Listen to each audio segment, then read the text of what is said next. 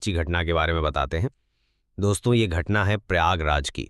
प्रयागराज भारत के उत्तर प्रदेश राज्य में है। यहाँ पर एक शिवराम नाम का व्यक्ति रहता है जो कि प्रॉपर्टी डीलर का काम करता है। इसका काम बहुत अच्छा रहता है। ये समाज में जाना माना नाम है। लोग सम्मान के साथ इसका नाम लेते हैं। परंतु वक्त बदलता है, हालात बदलते हैं और इसके घर में कुछ ऐसी घटनाएं घटित होती हैं जो आगे चलकर इसे एक अपराधी बना देती है और इसे जेल की हवा खानी पड़ती है। तो साथियों, मैं इस सच्ची घटना को विस्तार से बताता हूं।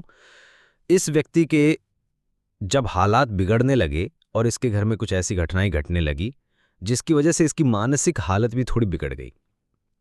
साथियों, होता यह है कि इसका 21 वर्ष का बालक नदी में डूबकर मर जाता है और इसके एक बेटी भी होती है, वो भी आत्महत्या कर लेती है। अब ये बहुत परेशान रहता है और जब ये बहुत ज़्यादा अवसाद में रहता है तो ये एक तांत्रिक के संपर्क में आता है।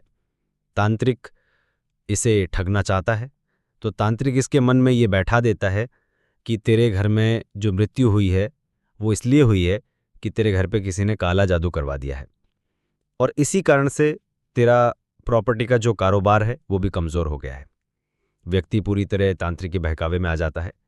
तांत्रिक को कहता है कि मेरा कुछ भी ले लो, परंतु मेरी इस समस्या का समाधान कर दो ताकि मेरा प्रॉपर्टी का कारोबार वापस अच्छा चलने लग जाए। तांत्रिक कहता है बिल्कुल, इसका समाधान है मेरे पास, और वो समाधान ये है कि किसी एक मनुष्य की बलि देनी पड़ेगी और वो आपके निकट संबंधी होना चाहिए। व्यक्ति उसकी बात मान लेता है और वो तलाश में जुट जाता है बलि के लिए। लेकिन साथियों, तांत्रिक ने उसके मन में ये भी बैठा दिया था कि तेरी चाची ने तेरे घर के ऊपर तंत्र विद्या करवाई है। अब ये प्रॉपर्टी डीलर ये सोचता है कि चाची से बदला भी हो जाएगा और इसे सबक भी सिखा दिया जाएगा। प्रॉपर्टी कारोबारी के मन में ये बात बैठ जाती है कि इस चाचा के जो पोता है, जो कि रिश्ते में इस प्रॉपर्टी डीलर का भी पोता ही लगता है, उसकी बलि चढ़ाने की ठान लेता है। अब वो मौके की तलाश में रहता है।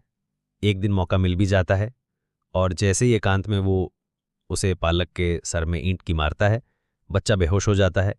बच्चे को एक ऐसी जगह लेके जाता है जहां पर कोई उसे देख नहीं पाए। फिर उसकी बॉडी के 3 हिस्सों में टुकड़े कर देता है और तीनों हिस्सों को अलग अलग बैग्स में पैक करता है और अपनी स्कूटी पर तीनों बैग रखकर वो निकाल लेता है।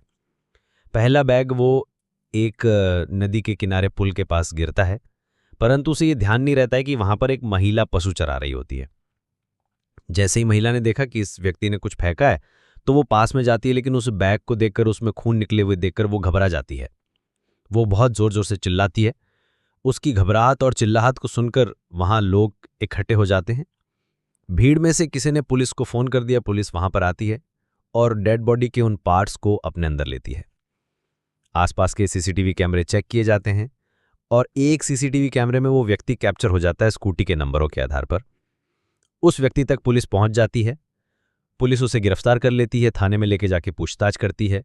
फिर साथियों, उस व्यक्ति को सीसीटीवी फुटेज दिखाए जाते हैं तो व्यक्ति अपने गुनाह को कबूल कर लेता है और फिर वो बताता है कि कैसे मैं एक तांत्रिक में के बहकावे में आकर अपने ही भाई के पोते, यानी रिश्ते में तो वो मेरा भी पोता लगता था, उसको मैंने किस कदर मार दिया। अब साथियों, वो बहुत पछतावा करता है, लेकिन पुलिस वाले कहते हैं कि पछताने से क्या फायदा। पुलिस वाले उसे जेल में डाल देते हैं। अभी भी साथियों ये न्यायालय में ये केस चल रहा है, वो व्यक्ति जेल में सड़ रहा है। अब आप ही बताइए साथियों कि एक तांत्रिक के बहकावे में आकर उसने अपना जीवन भी खराब कर लिया और एक जो बच्चा था यश नाम का, जो कि रिश्ते में उसका पोता लगता था, उसे अपने जीवन से हाथ धोना पड़ा। तो साथियों, ये एक ऐसी घटना थी जो रिश्तों को शर्मसार कर रही थी। ये एक ऐसी घटना है जहां इंसानियत खत्म होती जा रही है।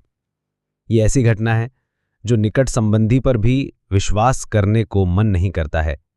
सतर्क रहें, सावधान रहें साथियों, और ऐसी घटना को आसपास में घटित हो उसमें अपनी सार्थक भूमिका निभाएं।